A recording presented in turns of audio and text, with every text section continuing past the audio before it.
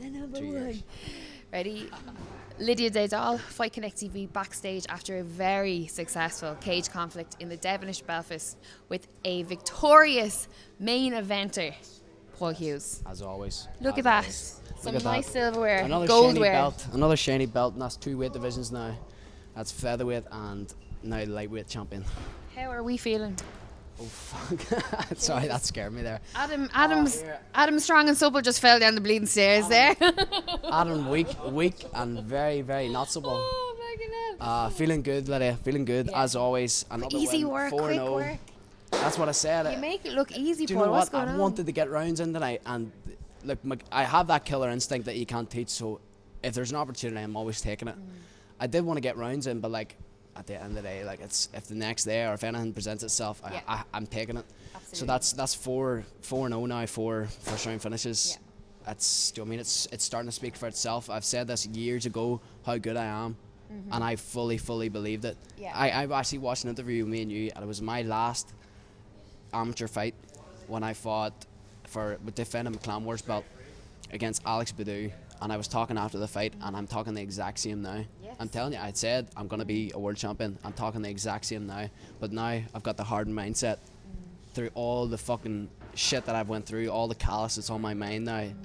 I'm bulletproof, armored mind. Do you know what? That's really funny because I also sometimes go through my archive of interviews, and anytime that I come across anything to do with you, I've always said that the exact same mindset, the same even language, the same wording. And I remember when I met you first, years ago, and I was like, what? I didn't know how to take you. I was like, what? I've never met anyone that was so sure and so confident. I remember that as well. It was Kumite. I was maybe 17. And again, moved up like 2 weight classes, took a fight on a week's notice, and I was talking the exact same. There's nothing. I have that belief firmly instilled in me for years now. And there was a hope inside me that was like, do you know what? I hope he does go on to do it, because it would just, the story will be so great. You know what I mean? And here you are. I mean, like, not only winning titles and having these incredible wins, first round stoppages, first round submissions, but let's talk about the difficulty that you've been having this year in actually getting matched. Like, what's going on? That's it. Well, it's been absolutely insane. Like, what has happened to the days of when someone went on the internet and went, I can't get matched, no one will fight me, and 90 fellas jumped out of the woodwork going like, I'll fucking fight you. Where are they? I don't know. I wish them days were back, but do you know what? I understand. Do you know what I mean? I absolutely understand why people don't want to fight and why people pad records. Why is it? Why do you think it is? What's your perception of it? There's more money becoming involved now. There's people that are actually able to make a career out of this game now. So they're not going in the pro, and they see someone, an up-and-comer like me, and they'll be like, let's say nothing. Do you know what I mean? We'll maybe get that when we're 7 and 8 or no. Yeah. Like, whereas back in the day, it would have been like, fuck, we'll just fight. But now it's like people are saying, I can make a career for myself. Let's be smart. Yeah. And I absolutely understand where they're coming from, because I want to be smart too, and I will be smart. And you know what I mean? You look at what I'm doing now. I'm 4-0. I've took very little damage to the brain, very, very little shots, and that's not because I'm getting fucking bad opponents.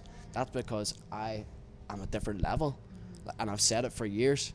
And now, after I know I had the layoff, but now I'm only starting to get to be where I wanted to be 2 years ago. Yeah. Do you know what I mean? What age am I? 22 now. Yeah. I mean, I would have liked to have been world champion around 22, 23. That was my goals when I was 19. I first turned pro. Obviously, that didn't happen with the injuries, but now I'm finally back with that momentum where I want to be, and it feels damn good, because it's bittersweet. You know what I mean? I know these boys always take the piss out of me for saying 2 years, but nobody. Joe McColgan has a violin out over here. Joe has his violin, but look, you don't understand. Some of these glimpse how much this means to me. Some people do, but this is everything to me. Yeah. Absolutely, utterly consumes me. This is my vehicle in life. This is all I care about, and I had that ripped away from me by 4 times. I don't know if you can remember, I think it was the second time when you broke your hand, I texted you and I was like, you know, I know this is like obviously really, really tough, and like, you know, it's totally taking you off the course of like where you want to go and what you want to do, but maybe in a roundabout way it's sort of like, you know, kind of putting the brakes on you a little bit, and it's all 100%. Meant to be, and it's all, this is the way it's supposed to be, to stop you from like 100%. Just going straight in, and it's making you kind of like get a new focus on the career. That is the mindset, because at the end of the day, my mindset has to be twofold. I can't carry 100% the chip on my shoulder, because that's gonna be negativity that I'll be carrying with me the rest of my life. It's twofold. You know what I mean? It's double think. I have that chip on my shoulder, which is gonna drive me, but now I also realize that this is the best thing that ever happened to me. Because why should I ever think about this now in a negative way? Like, for years I did, because I had to get through it. Yeah. Now I have to change my perspective in that and turn this into the best thing that ever happened to me. Yeah. And it is the best thing that ever happened to me. As you said, 19, it could have been too early for me. Yeah. Do you know what I mean? Like, I would never have known that at the time because of my mindset. But you never know, it could have been. Although I looked absolutely amazing in my debut, it's like, you never know. Look at someone look at Darren Till. I use that example all the time. He's 24, he gets to the UFC, he has some really, really good fights. He gets a title fight at 24, loses, doesn't land a punch, gets KO'd in his next fight. Where does he go from there? Like, this is the thing, this is the fear. This in my head, yes, that it's a good thing. Otherwise, it's just going to be this negative energy that's going to be in my brain for the rest of my life, so I can't have that. Absolutely. In terms of, like, I mean, even sat here alongside you, the mindset and the way that you think, and it dominates a lot of the interviews that I do with you, but rightly so, because it's so, it's an important to highlight it, but also it's very strange to have someone who at 19 when I met you first, and also now at 24, right below the age of 22, 24. Oh my goodness. It's because you said 24 with Darren Till. But to safe home, bye-bye. To have that mindset and to be this focused, determined, and a very mature outlook on things, I'm very interested in where that came from. Like, is this a product of how your parents raised you? Did you read a lot of you when you were younger? Like, where exactly does it come from? I think it's just a mix of everything. My parents, absolutely unbelievable. Like, couldn't have had a better upbringing. Literally could not have better parents. Like, I mean, and that plays a massive factor in people's lives, 100%. And I think I'm just fortunate that I had that sort of converse way of thinking when I was young, when I was about maybe 16, 17. And I started, like, maybe getting in the books. I was like listening to, like, Joe Rogan and stuff when I was like 16. I was like, oh, this is so cool, bro. And I was like, oh, you listen to this guy, you mightn't have heard of him. His name's Joe Rogan. Follow your dreams, bro, and all. But that sort of influenced my mindset, and that got me sort of thinking there really is more to life than just what we know and what we're sort of brought up into. And from there, I just got into, like, I got a lot into, like, meditation and stuff, like, maybe 3 years ago.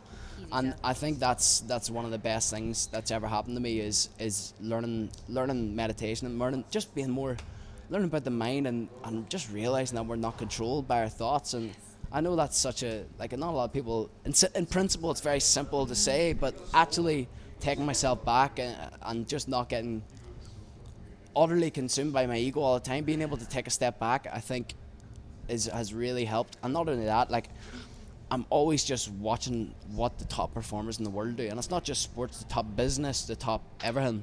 And I'm reading books on how the top performers live. You know what I mean? It's a book like. You have to ask me anytime you're interested in knowing. They are. Is your battery low there? Is that still going? Oh, it's still going. It's still going. That's because I've been talking shite for 10 minutes. You're literally talking shite. But listen, I'm gonna do. Joe McColgan is yawning over there in the background. Joe, that's how much we've been yapping here. But listen, very quickly. Oh yeah, jump in actually, Joe. I was going to do one on his own, but sure, you might as well jump in here. Come on, Joe McColgan. Joe's like, I don't want to get in. And so this battery doesn't as go. As soon as him, he's like, oh, let's go. Well, needs no introduction, Mr. Joe McColgan. Great to have. It's been a while since I had you on the show. Yeah. I think it was Akuma about 2 years ago. I dragged you. You were watching the show, and I dragged you in. I had a few pints in me as well. That was the start of the call-outs. It was good. There's about 9 cameras on it now. Don't be putting me on your Instagram. Do you hear me? Listen. Joe's got his own Instagram, you know. Yeah. Joe McColgan Experience. That's going right on it. Oh, actually, who is behind the Joe McColgan Experience? I think there's 3 different people at the moment. That's one of them. Absolutely not. Do you think I have time for that, mate? Oh, okay, right. And then there's Matt and Pat. Pat McCaster, absolutely. Guilty head. Freaking waste his time thinking about you. Listen, anyway, back to business. How have you been? Been a while since we saw you, but you've been keeping busy. Back to it. Yeah, back to it. I've been coming off the Jai Herbert loss. I've wanted to be as active as possible, Yeah. and like, you know, similar to Paul, you know, it's hard to get opponents, it's hard to get fights, and so far I've had 2 fights this year, 1 win, 1 draw. Should have been a win in my opinion, but we're back out again in 2 weeks on Cage Warriors Cork. Yeah. Just waiting on an opponent to be medically cleared, and then that's the contract done. Yeah. So been training. I've been training hard for a year now, and I'm just ready to go out and put on a show here in 2 weeks. I know that you went travelling for a while. How long was it that you were out for? Was it a year? It was a year, yeah. So it was actually I left for New Zealand after beating Sean Carter on Cage Warriors, and then went travelling to New Zealand, and then came back and fought Jai Herbert, and there was a 16-month difference between the fights there, so it was quite a while off. Yeah, It was a while, I only had about 9 weeks training as well. I had to get from 86 kilo down to 70, so now I'm training like a professional all year round. My weight's good. I'm training every day, well, almost every day, and I'm ready to go. Yeah, it's an exciting time for not only the gym, but like, you mean, all your guys that are, you know, not only after turning professional, people like Paul, obviously we've Decky back now, like in full swing and stuff, and also now being on the same promotion with Cage Warriors. What's the future looking like in terms of fights, promotion? Are you happy at Cage Warriors? Are we looking elsewhere? What are you hoping for? I'm really happy with Cage Warriors. I mean, I've said this time and time again. Cage Warriors is the direct route into the UFC, and I don't want anything else. I don't want to be wearing Gucci belts and fighting for 10 grand a show or any of that in Bellator like all these fake fighters are doing in Ireland. I'm here to get to the UFC, and you know it as well, Paul. We know who they are, you know. That's why Paul wants to fight on Cage Warriors. That's why he's worked hard to fight on Cage Warriors, because he knows that's the road into the UFC, and that's what I want to do. So I'm happy with where I'm at. We just had, obviously your teammate Decky Dalton was speaking of a similar ilk about that in terms of you know, fighters getting opportunities and taking advantage of them, and it seems like there's a bit of an air of not hostility and not bitterness, but just kind of like, give us what we're due. Yeah. Would that be something that you would agree with, or? Yeah, well, I suppose I'm not really in it for the money. I'm in it here for the wins, and I'm in it to get the UFC so that I can say I've competed with the best fighters in the world. You know, I don't think you can do that anywhere else other than the UFC. Now, I'm not getting paid as much as guys on Bellator, but as I said, I'm not in it for the money. I'm in it for the UFC. So, for me, getting paid less is a sacrifice that I'm willing to make. Do you feel though, in terms of, you know, if we look at each fighter as their own brand or their own, how they their persona, we would say, or their who they are, you know, everyone has a different persona, what it is. Are you happy when you stand back and you look at, you know, when people think about Joe McColgan and they think about you know, the fights you've taken, how you've held yourself inside and outside the cage, is it something that you feel like massively proud of? I get the impression that, you know, something like legacy is hugely important to you. Yeah, well, not even legacy, and I don't really care about what anyone else thinks about me when I'm fighting, or it's whenever I'm looking back when all is said and done, I'll be happy with the path that I've chosen. I fought at amateur, I fought all the best guys at lightweight and at welterweight. I've fought all the best guys in pro as well. Every fight I take, it's a step up, and you know, I haven't taken the easy path once. From my very first fight to my last fight there, you know, every fight is a top opponent, and I'm really happy with that. Doesn't matter about record, doesn't matter about how much money I've made. I can look back and I can feel proud of what I've done in MMA. Absolutely. Yeah. Well, on that note, Joe McColgan, fantastic. So back out at Cage Warriors in Cork. In terms of an opponent on Cage Warriors, is there anyone you're looking at after this fight? After this fight? Yeah. Oh, Jesus. Listen, I'm a realist. I know if I get a win here, I'm one fight off a title shot. So you put the 2 top guys in the division against each other to fight for the title, and the way the division is tied up now, it's Mason Jones is going to fight the winner of this fight tonight between Jai Herbert and the American. So that's Mason Jones, Jai Herbert tied up. And then I'm fighting here in Cork, and then Paddy Pimblett is fighting in London against Donovan Desmay. I see the winner of those two fights fighting each other for the #1 contender spot, and I'd be happy to go over to Liverpool and do that. You know, Yeah. if Paddy wins, but to be honest, I think Desmay is too much for him. I think Desmay will win, so I'd be happy enough getting the win in Cork here and fighting either Desmay or Paddy Pimblett in Liverpool. Main event, and then sure we'll throw in a wee co-main event: Adam Ventre versus Paul Hughes.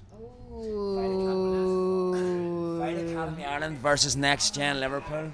Jesus, this is like an hour. This is- we're going long for 2020, mark my words, Joe McColgan versus Paddy the Baddy, Paul Hughes versus Adam Ventre. I don't care, we'll go to Liverpool. If they want to come to Belfast, we'll sell it out. Liverpool, we'll go in, we don't care. That's an amazing. That's a good. That's a really good. How card. exciting is that though? Exciting, That's yes. what we need. And it makes sense. Yeah. Makes You a know, lot of sense. The problem is, the problem is with that is it takes two to tango. You have to have two men that are willing to accept the fight, and I think that's going to be the biggest challenge in getting that fight signed. I doubt Adam Ventre is going to want to fight Paul. Paul beats Adam Ventre everywhere. I doubt Pimblett's going to want to fight me. There's absolutely nowhere in MMA that he can beat me. So you know, that's the challenge. You know, we can do our part. We can win our fights. They can win their fights. But you know, at the end of the day, both men have to accept the fight. So let's see what happens. Yeah. It's That's a tasty exciting. one. It's a That's tasty one. that's Put it so to the exciting. fans. We'll put this out. We'll put this out. Yeah. Well, put it to the fans. after 2 weeks' time, I want to join Joe here. We'll be talking to Cage Warriors. Obviously, I'm actually signed to Cage Warriors as well. But before I signed, we had this done, so they kindly let me on here, which was was unreal. Do you know what I mean? Being able to fight in Belfast again. I think they're smart because they know they're going to come back to Belfast, and they know that this is the crowd. Do you know what I mean? They have me on. They have Joe here. They're smart. So I think if they could do Belfast with me and Joe and Pimblett and Ventre, Unbelievable. that would be nuts. Incredible. Well, listen, on that note, we look forward to 2020 and the announcement of a co-main and main event on Cage Warriors. Absolutely unreal. Absolutely. Heard it here first, exclusive, but that is a tasty double event there. Thank you very much, lads. Well done. Great coaching out of Joe tonight, and well done you, main event here in your hometown. And well done to Pat and also Liam. Done a great job. Great show. Phenomenal. We'll leave you with that. Go on. Up Derry, by the way. It's not my hometown. Oh, Derry. Oh, it's not your hometown. I'm so sorry.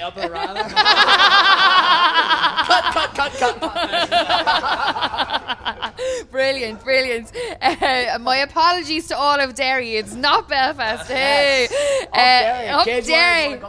Let's do it. Up Derry. Yeah. Up Derry. We'll leave it at that. Listen, let me sign off. Jesus. Paul Hughes and Joe McColgan from Fight Academy Ireland backstage after a very successful cage conflict here at the Devenish in Belfast. Good night and God bless. Come back.